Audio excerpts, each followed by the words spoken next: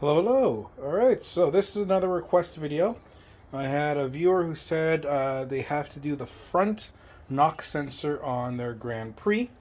I've honestly never done it before. I've done sensors on other vehicles. Just last year I did on a Tahoe, which is in itself another whole other job. Um, and this car is kind of interesting. Actually, I'm going to compare it to the Tahoe for a second. So the Tahoe, you got to take off the whole intake manifold on the top, which is not a hard task, but it's not easy either. It's quite a bit of work. There's a lot of disconnecting. So this car has, just like the Tahoe has two knock sensors. When you take off the intake manifold, as you know, the engine's mounted this way. You got two sensors here. So you take off the intake manifold, boom, you get both of them right there. Very common actually for those to go. For the Grand Prix of 3800 we're looking at, supercharged and non-supercharged doesn't matter, there is two knock sensors as well, one for each bank. So there's one there and one in the same spot on the back. If you have to do this one, it is considerably easier to get to. Not easiest, but considerably easier, especially if you go from underneath the car. This is just a request for where it is. I'm not actually doing the job at this point. So this is just to kind of orient you onto where it is. However, if you have to do the back one, that one is one of the worst. And this engine is very easy to work on for a lot of things. That's one of the worst. Technically, the service manual says you have to remove the whole transaxle to get to it.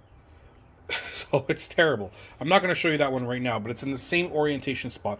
This one is here. It's the same on the back, but the transmission sits right in front of it. It is one of the worst to do. Hopefully I'll never have to do it, but if I ever have to do, you better believe I'll make a video on it. There is ways around it, but we'll cross that bridge if I ever need to. For now, let's stick to the matter at hand. We're talking about this front knock sensor here. So I'm going to zoom in right over here. And you can see it right there. Getting my hand around. So you see right there. Let's focusing my finger now. There's a device right there, and if you look, it's got a wire coming out of it. Let me try and zoom in here. Give me a second. See it? There is kind of like this kind of conical device with a wire. That's your front knock sensor. There's an exact one on the back. So if I'm gonna go, I don't know if I'll be able to get a great view here. Let's take a look. I've got my camera set up. Give me 1 second. It may take a second to orient it. It's not exactly, the best. Let's get the camera back a bit. Let's see. There it is. See that wire coming out right there? There's a device. That's your knock sensor right there. And the wire coming out to it.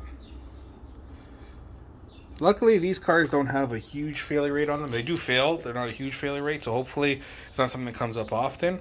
But yeah, that's your knock sensor there. That's where it's located for the viewer or anyone else who needs it. Another one on the other side, underneath, with it literally sits right there, and the transaxle is literally right there in front of it. So it's very, very, very hard to get to. Hopefully you never have to do that one. Hopefully this video at least helps orientate where it is. Maybe one day I'll do the video myself on changing it. We'll see. For now, thank you very much for watching. I'll see you guys next time.